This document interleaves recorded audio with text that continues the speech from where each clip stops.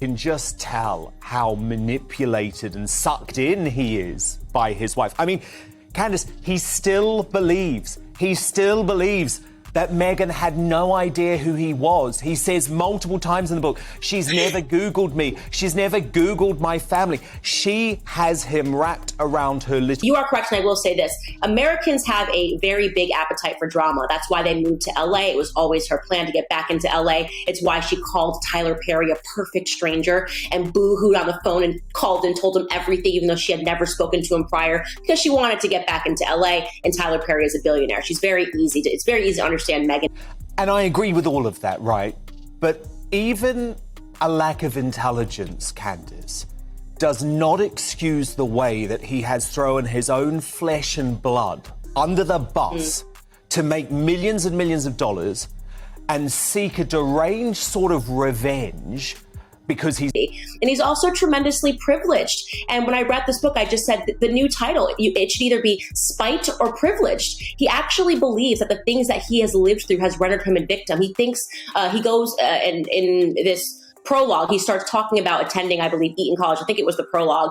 And he sort of recounts this story. What happens when you have everything, royal status, global fame, a loving family, and still manage to throw it all away? Prince Harry's once inspiring journey with Meghan Markle has spiraled from a fairy tale into a messy, headline-chasing spectacle. And Candace Owens isn't holding back. She calls it like she sees it, branding Harry a victim of his own stupidity, while tearing down the carefully crafted narratives the couple has used to sell victimhood for clicks and cash. Was Candace being too harsh, or is she simply saying what everyone else is thinking but too afraid to admit? In today's deep dive, we're breaking down 10 brutally honest truths from Candace's takedown, revealing how Harry and Meghan's choices have backfired, how their victimhood narrative has become their brand, and why the world is finally waking up to the reality behind their drama. Stick around and don't forget to like, share, and subscribe, because you won't want to miss this. I thought your analysis of this book was spot on. You've called Harry despicable for trying to trash the royal family's reputation and dragging them below even what the Kardashians would get up to. So from an American perspective, do you think he has succeeded in damaging the monarchy, or is the biggest damage actually to the brand of himself and Meghan? Without question, to himself and Meghan. I think that Candace Owens opens with a blunt truth. Harry and Meghan didn't destroy the monarchy, they destroyed themselves. At first, Americans were split on the couple, but the more Harry and Meghan spoke out, the clearer it became that their grievances were petty and performative. Instead of living with quiet dignity, they chased Hollywood fame only to drown in scandal and victimhood. Every tell-all interview and book chipped away at their credibility, turning sympathy into annoyance. What was meant to look brave came off as opportunistic. Candace's argument is sharp. Their endless attempts to control the narrative show they care more about image than truth or family ties. In trying to cast themselves as victims, they revealed just how unaware they are of their privilege, damaging their brand far more than any headline ever could. This is what happens when people refuse to see how good they truly have it and throw it all away. Americans were split 50-50 maybe a couple of months ago when it came to Harry and Meghan, but the problem is that they can't close their mouths and they just keep talking, and it seems more and more petty. I mean, I was early on this. When Meghan and Harry were still in the royal family and living at Frogmore, I wrote an open statement on Twitter, which you can go back and look, that she was going to end up back in the United States and in Los Angeles, because I just saw her coming. She's a D-list actress, and all she's ever wanted to do was be invited to A-list events. Candace Owens doesn't mince words. She calls Meghan Markle what many have quietly suspected, a social climber who saw Harry as her golden ticket into elite circles. Before Harry, Meghan was a D-list actress in Canada, largely unnoticed and hungry for relevance. Candace argues that Meghan's pattern of relationships and her relentless ambition expose her true motive: power and status, not love. Marrying Harry wasn't a fairy tale romance. It was a calculated move to break into A-list society, surrounding herself with billionaires and influencers she could never reach on her own. Even at her wedding, Meghan prioritized celebrity guests like Oprah while distancing herself from her own family, revealing a selective loyalty tailored to her brand. According to Candace, Meghan didn't love Harry for who he was, but for what he represented: a royal connection, endless media attention, and the global spotlight she had always craved. It reframes their love story as a strategic climb to fame. She was an actress that was living in Canada. And fortunately for her, and credit to her, she found someone that is dumber than her. And that's the truth, is that Harry's just not a very smart person. And if there's one thing that this book definitely is not, it's a good advertisement for Eton, right? I mean, if I'm thinking about whether or not I want to send my son Eton, I'm telling you, I'm thinking now, did this guy graduate? He begins his book with a quote he says is from brainyquote.com. And then he says he found out that it was from William Faulkner and thought to himself, who the F is... One of Candace Owens' most biting observations is that Harry isn't some grand villain. He's just not that bright. She highlights examples from Harry's own memoir to prove her point, like when he misquoted William Faulkner on the first page without even knowing who Faulkner was, despite using the quote to set the tone for his entire book. Candace argues that Harry's ignorance isn't harmless. It's key to understanding how easily he's been manipulated. In trying to rebel against his family, Harry comes across as naive and out of touch, believing he's making bold, independent choices when he's actually being led by others. According to Candace, Harry's downfall stems from his inability to critically assess his own privilege and actions. By casting himself as a perpetual victim while lacking the self-awareness to see the bigger picture, Harry has become the architect of his own downfall, gaining sympathy from few and skepticism from many. And he's also tremendously privileged. And when I read this book, I just said the new title, it should either be Spite or Privileged. He actually believes that the things that he has lived through has rendered him a victim. He thinks he goes in this prologue, he starts talking about attending, I believe, Eton College. I think it was the prologue. And he sort of recounts this story about how William said to him that he didn't want to hang out with him at school at Eton. That has happened in every family in the entire world. Siblings don't want to hang out with each other in school. You're trying to distance yourself from your siblings so you can establish yourself as a person. It doesn't make Harry a special individual. It makes him regular. That he had the nerve to put into his book that while living in Balmoral Castle, an actual castle, he details it has 50 rooms. And his gripe is that he had to share a room with William and that he got the bad half of the room. In a castle with 50 rooms. Is this supposed to be relatable? It's not very relatable. Every person under the sun as a younger... Candace Owens tears into Harry's complaints in Spare, calling them petty and out of touch with reality. She highlights how Harry whines about having to share a room at Balmoral Castle, framing it as a hardship, while conveniently ignoring the fact that he was living in a 50-room palace surrounded by unimaginable luxury. Complaining about getting the bad half of the room while people around the world face real struggles shows just how disconnected Harry is from everyday life. Instead of coming off as relatable, Harry reveals how deeply insulated he has been by privilege, failing to realize that his so-called hardships are anything but. Candace points out that Harry interprets normal sibling dynamics as unique suffering, unable to grasp that everyone experiences minor unfairness growing up. By airing these petty grievances, Harry mistakes privilege for persecution, making it hard for the public to take his victim narrative seriously. And that, Candace argues, is why his story is falling flat. Some slight against his childhood. And then I just want to add here, going back to why I do believe that he is a victim of his own stupidity. He writes this one paragraph where he details how he's always been the spare, right? He's always been the spare, and that he was told explicitly, he uses the word explicitly, that he existed to perhaps provide a spare kidney or some spare bone marrow. Let me tell you, Dan, okay, I don't need fact checkers. That just never happens. Nowhere in the history of the world did I ever turn over to a younger sibling and say, you exist. Candace Owens calls out the absurdity of Harry's spare parts narrative, labeling it exaggerated drama designed to milk sympathy. In Spare, Harry claims he was explicitly told he existed to provide organs for William if needed, a claim Candace finds laughable and medically nonsensical. She argues that no family would ever tell a child their sole purpose is to be a living organ donor, framing it as yet another example of Harry's tendency to inflate minor or imaginary slights for attention. While Harry delivers this narrative as a tragic confession, it lands as comedic because it's so disconnected from reality and lacks any self-awareness. By positioning himself as a lifelong victim within a family that gave him privilege and opportunity, Harry transforms what should be gratitude into constant grievance. Candace argues this is Harry's brand in a nutshell, using hyperbole to justify resentment, ignoring the context of his privilege, and turning normal family dynamics into a personal tragedy for profit and pity. And I agree with all of that, right? But even a lack of intelligence, Candace, does not excuse the way that he has thrown his own flesh and blood under the bus to make millions and millions of dollars and seek a deranged sort of revenge because he's been manipulated by his wife. I mean, it's inexcusable the way that he talks about his father and his brother. And even, I couldn't believe this, he even slags off the late Queen and her late sister, Princess Margaret. It's almost like no one is safe from him.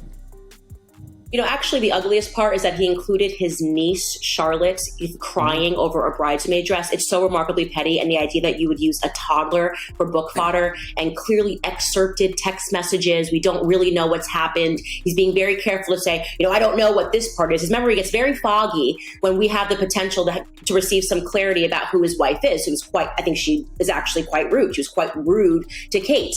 Memory gets foggy when it's convenient. Then he has sharp and crystal clear memory whenever he wants to basically sell to us that he and his wife are victims. Candace Owens condemns Harry for turning his family's private moments into cash grabs, accusing him of betraying his father, brother, and even his late grandmother for personal gain. She finds it especially disgraceful that Harry included a story in Spare about his niece, Princess Charlotte, crying over a bridesmaid dress, calling it a clear moral failing to drag a child into public drama for tabloid fodder. To Candace, this moment perfectly illustrates the lengths Harry will go to paint himself as a victim, even if it means exposing his family's intimate moments for millions of dollars. She argues that Harry's willingness to exploit family tensions for content reveals a desperate need for validation and attention, regardless of who gets hurt in the process. Instead of protecting his family's dignity, Harry prioritizes his narrative and profit, proving that his commitment to playing the victim outweighs any sense of loyalty, a fact that has turned public sentiment against him. You are correct, and I will say this. Americans have a very big appetite for drama. That's why they moved to LA. It was always her plan to get back into LA. It's why she called Tyler Perry a perfect stranger and boo-hooed on the phone and called and told him everything, even though she had never spoken to him prior, because she wanted to get back into LA, and Tyler Perry is a billionaire. It's very easy to understand Meghan and what her desires are. But what I will say is that even for Americans, turning your back against the family is a step too far. You can maybe do that once and claim racism, and you had everybody believing that this must be it in the fog of Black Lives Matter and George Floyd when everyone was going crazy. But now there's more of a sober analysis on what's taken place. It seems too petty. It's gone too far. Not even the Kardashians. That is perhaps the example of the most crass family that we have in America. They put everything on display. But I would tell you one thing about the Kardashian sisters. They are loyal to one another. Yes. That is the reason why people like them, right? They don't ever sell each other down the river, and they're a very close-knit, tight family, and people enjoy that. What Harry is doing, and that any wife would stand by and allow her husband to do this. I mean, there are some parallels. You know, my husband and I, obviously he's English. We fell in love at the same time. I'm an American girl that came from nothing. You know, my husband's family has a bit more than me. My husband's father is in the House of Lords. And it was, you know, to understand the English culture, how did we end up on opposite sides of it? Why do I not think the UK is a racist country? Why do I think that the royal family is this wonderful traditional thing that's existed for a long time that has united the UK? And nobody even knew that Meghan Markle was Black until she wanted to tell us this. She never said she was Black throughout her entire career, never spoke about her Blackness. But when she needed an excuse to get out of being a bad person, she used it. Candace Owens calls out Meghan Markle for using race as a convenient tool, accusing her of ignoring her Black heritage until it became useful for deflecting criticism. During her acting career, Meghan rarely spoke about her Black identity, only choosing to highlight it when she needed to exit the royal family under a cloud of racial accusations during a tense social climate. Candace labels this tactic despicably racist, arguing that Meghan weaponized her identity to silence critics while continuing her climb into elite circles. The hypocrisy, according to Candace, is clear. Meghan surrounded herself with wealthy celebrities at her wedding, while excluding most of her Black family members, proving her racial identity was only relevant when it served her narrative. This selective embrace of race, Candace argues, shows Meghan's true character, a strategist who manipulates identity for personal gain, undermining genuine discussions about race and making her appear calculated rather than a victim.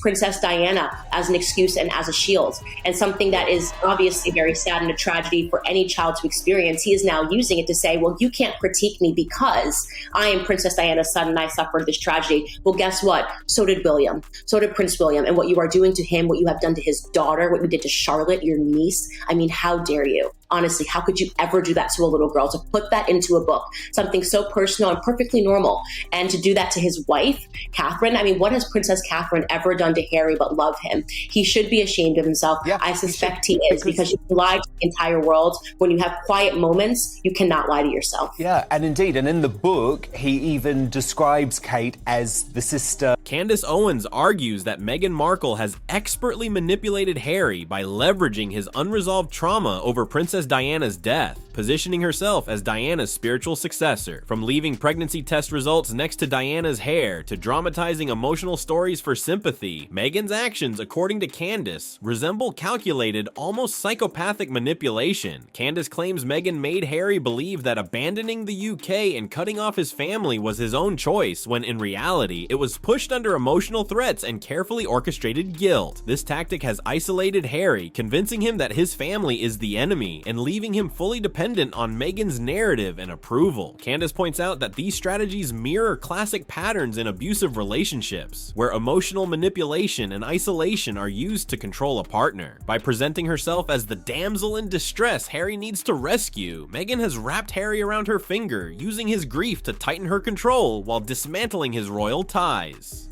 He never had. Well, funny way to treat your sister. You mentioned Meghan's, shall we say, changing views on race.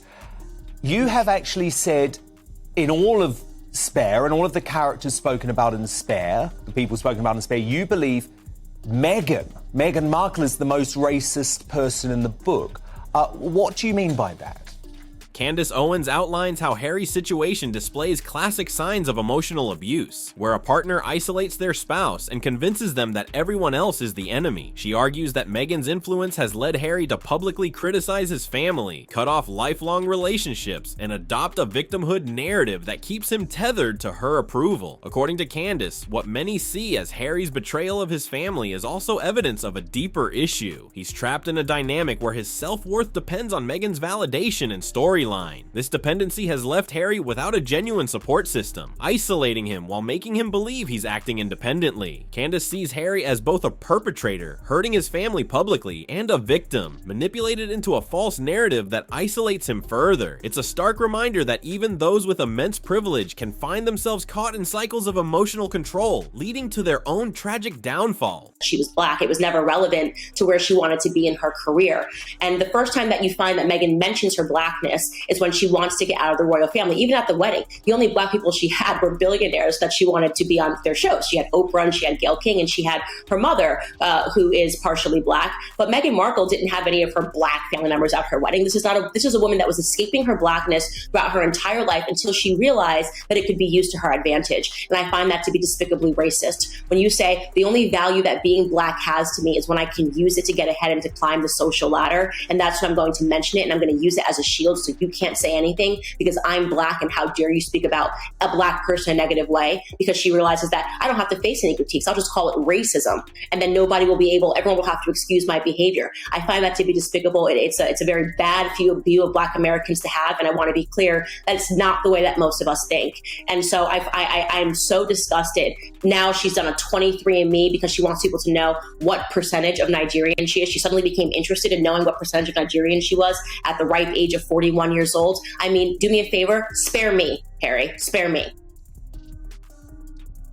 What's interesting, though, reading the book, Candace Owens concludes that Harry isn't a tragic hero. He's a man who keeps making poor choices while blaming everyone else for the consequences. While no one denies the trauma Harry has faced, Candace argues that his refusal to take responsibility, paired with his eagerness to sacrifice family relationships for public sympathy, reflects immaturity, not victimhood. His decision to air private family matters, embrace a perpetual victim narrative, and allow himself to be manipulated by Meghan are choices Harry made willingly, fully aware of the potential fallout. According to Candace, Harry's downfall is not the fault of the press, the royal family, or even Meghan entirely. It's the result of Harry's own refusal to grow up, see reality clearly, and take accountability for his actions. Until he does, Candace says, Harry will remain trapped in a cycle of public embarrassment and personal confusion, proving that even a prince can sabotage his own life through bad decisions. can just tell how manipulated and sucked in he is by his wife. I mean, Candace, he still believes that Meghan had no idea who he was. He says multiple times in the book, she's never Googled me. She's never Googled my family. She has him wrapped around her little finger. And that's not to say that Harry shouldn't take the blame. I've always said right from the start, I think they are both to blame for their actions. But he is manipulated by her, is he not? Absolutely. And what's so funny about that is Meghan is a trained actress. What she does is that she studies people. She's not a good actress, but she is a trained one, right? She's been doing it her entire life. And there is no doubt that she studied Princess Diana. She studied her mannerisms towards Harry when he was a boy and the way that she grabs her face. And this is the psychopathic elements of what she does, putting a pregnancy text next to Princess Diana's hair, saying that she put her hands on the grave to have a conversation with her, bursting into tears. And she has convinced, there's a thing called in psychology called the Freudian transfer. She has convinced Harry that she is Princess Diana, except this time he has an opportunity to save her. That is the truth. And it's worked, right? So she's done this convincing performance for Harry that I don't know how I ended here. I just love you. And I'm just like your mom. And the one chance that you had to save your mom again, when he recounts that tale and the things that she said, she threatened homicide on her unborn child and suicide on herself. And then she convinced Harry that it was his idea to leave the UK. Now, of course, if you threatened to commit suicide and homicide against my child, you basically said to Harry, you need to do something radical or I'm going to take my life. And that something radical was to leave the UK and to leave the royal family. And yet he believes that this was his own idea and not that these ideas were manipulated and planted into his head by Meghan. As I said, he just isn't very bright. He actually believes everything that she says to him. And unfortunately, I don't see how he can get out of it because he's got no one around him. It's a perfect example when you learn about abusive relationships, isolating someone entirely from their friends and their family, making them believe that their friends and their family are the enemies. I mean, these are classic signs of an abusive relationship. She has accomplished all of them.